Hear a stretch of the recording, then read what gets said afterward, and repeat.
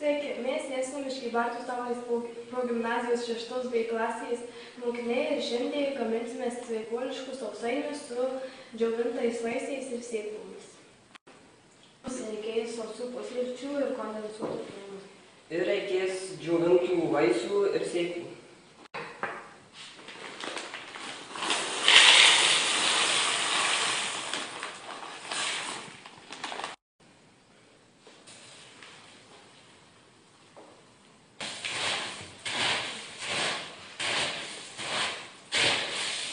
Viską supilame iš maišų.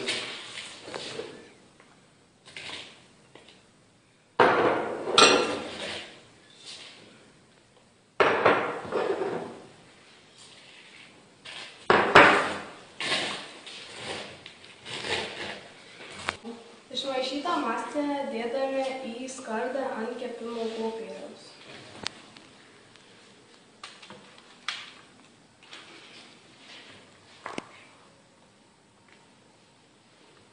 Dėdame į orkaitę ir kepame 5 minutes.